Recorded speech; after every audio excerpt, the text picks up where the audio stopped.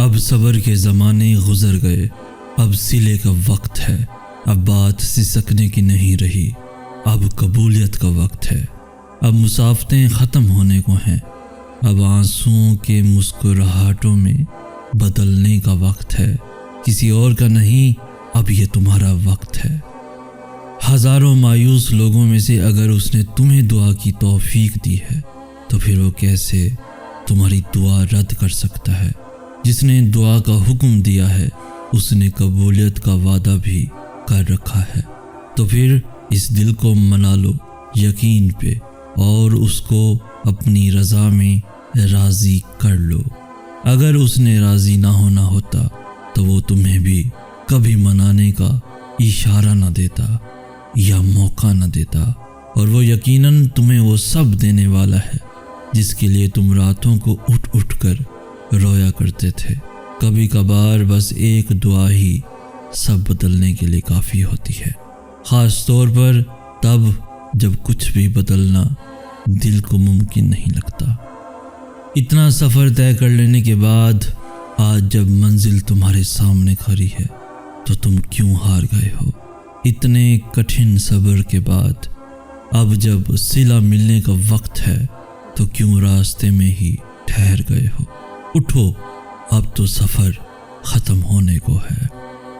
تمہارے خیالات ہی تمہارا مقدر ہوتے ہیں، اچھا گمان رکھو گے تو وہ کام بھی ہو جائے گا جس کے ہونے کا تم گمان بھی نہیں کر سکتے، اور جب یہ سوچ کر مایوس ہو جاؤ گے کہ اب کچھ نہیں ہو سکتا تو وہ کام بھی ادھورا رہ جائے گا جو تمہاری نظر میں بے حد آسان ہے۔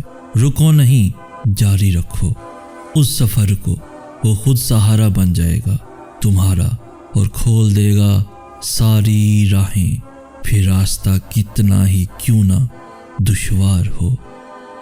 محبت اللہ کی کن کے سوا اور کسی کی محتاج نہیں ہوتی، تو پھر اسے لوگوں سے کیوں مانگتے ہو؟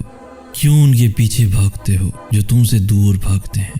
کیوں رابطوں کی فکر کرتے ہو؟ کیوں ہر در پہ اس جھولی کو پھیلا لیتے ہو؟ محبت میں نہ اکتاہٹ ہوتی ہے اور نہ ہی اکساہٹ ہوتی ہے، پھر سامنے لاکھوں حسین چہرے کیوں نہ آ جائیں مگر دل ایک ہی چہرے کا پابند رہتا ہے، اور اس چہرے کی مسکراہٹ اور آنکھ کی نمی سے کبھی بھی انسان اکتاتا نہیں ہے۔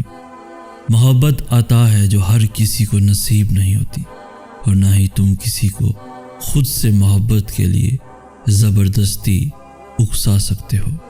جو تمہارا ہوتا ہے وہ ہزاروں کے آنے کے بعد بھی تمہارا ہی رہتا ہے، اور جو تمہارا نہیں ہوتا وہ کسی بھی قیمت پر تمہارا نہیں ہوتا، تو پھر خود سے یہ جنگ کیسی؟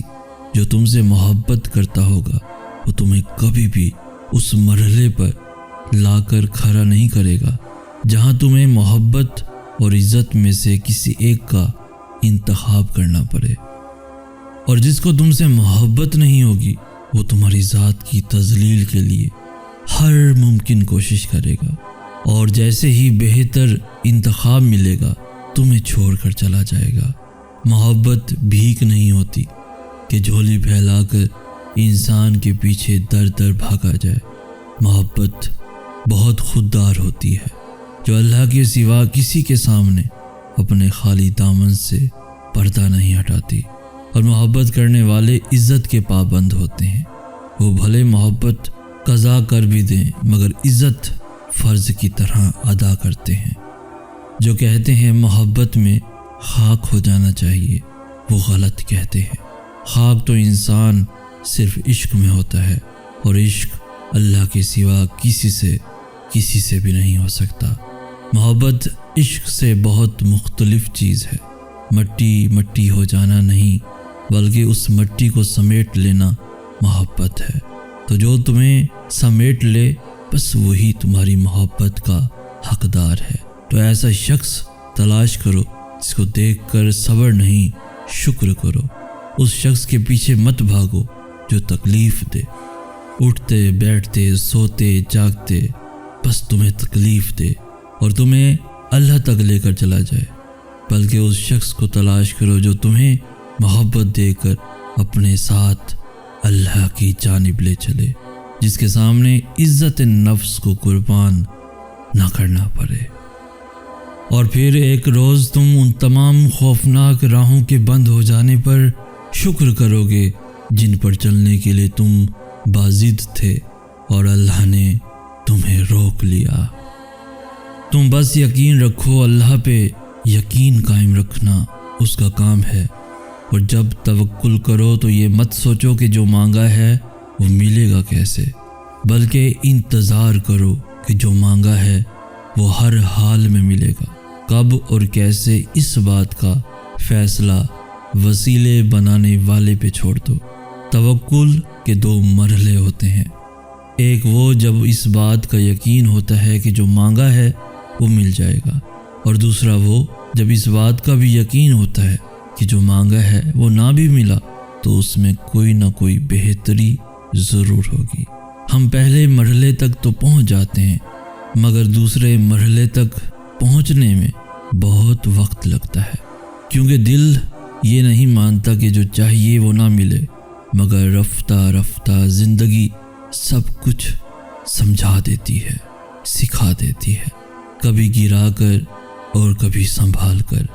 وقت لگتا ہے، مگر یہ بھی سچ ہے کہ وقت گزر جاتا ہے، کوئی ساتھ چلے یا نہ چلے، کوئی اپنا بنے یا نہ بنے، اللہ ہی تمہارا سب سے بڑا کارساز ہے، اور یہ دنیا تو نہ تم سے کچھ لے سکتی ہے اور نہ ہی تمہیں کچھ دے سکتی ہے۔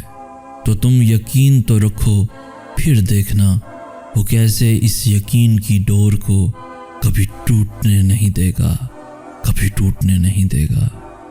اگر درد رات بھر سونے نہیں دیتا تو جان لو کہ وہ منتظر ہے تمہارا، اور اگر اللہ تمہارے مقدر کا فیصلہ تمہارے ہاتھ میں بھی تھما دے تب بھی تم اپنے لیے وہ نہیں سوچ سکتے جو اللہ نے تمہارے لیے سوچ رکھا ہے۔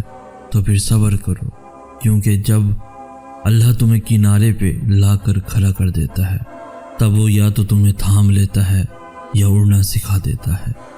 یوں وہ تمہیں تمہاری من پسند چیز کو کھو دینے کے خوف سے گزار کر اپنا آپ یاد کرواتا ہے۔ یہ اسی کے فیصلے ہیں کہ وہ تمہیں کب اور کیا دیتا ہے۔ تو پھر یہ کیوں ملا اور وہ کیوں نہیں ملا، یہ سوچنا تمہارا کام نہیں ہے۔ تمہارا کام بس دعا کرنا ہے اور یقین رکھنا ہے، کیونکہ تم خود اپنے لیے اچھے یا برے کا انتخاب نہیں کر سکتے۔ تم خود ہی خود کے ساتھ ناانصافی کرتے ہو، اللہ تمہارے ساتھ کبھی ناانصافی نہیں کرتا۔ اور جب تم یقین رکھتے ہو تب وہ وہاں سے تمہارے لیے وسیلے بناتا ہے جہاں سے تم سوچ بھی نہیں سکتے۔ تو پھر دعا کرنا کبھی مت چھوڑنا، صرف اس لیے کہ حالات ابھی تک نہیں بدلے۔ ایسا نہیں ہے کہ حالات اب کبھی بھی نہیں بدلیں گے، تبدیلی کائنات کا اصول ہے، اور اللہ اپنے بندوں کو کبھی بھی مسلسل تکلیف میں نہیں رکھتا۔ اور تم سے یہ کس نے کہہ دیا کہ جو چھین جائے وہ واپس لوٹایا نہیں جاتا؟ کیا تم نے سنا نہیں یوسف علیہ السلام کا اپنے والد کے پاس واپس لوٹایا جانا، موسیٰ علیہ السلام کا اپنی والدہ کے پاس واپس لوٹایا جانا، ہاجرہ کا ابراہیم علیہ السلام کے پاس واپس لوٹایا جانا، ایوب علیہ السلام تک ان کے بچوں کا واپس لوٹایا جانا۔ اللہ تم تک ہر چیز واپس لے آتا ہے، بس وہ ان چیزوں کو تم سے دور اس لیے کرتا ہے کیونکہ تم ان چیزوں سے اتنی محبت کرنے لگتے ہو کہ جس کا حقدار صرف اللہ ہے۔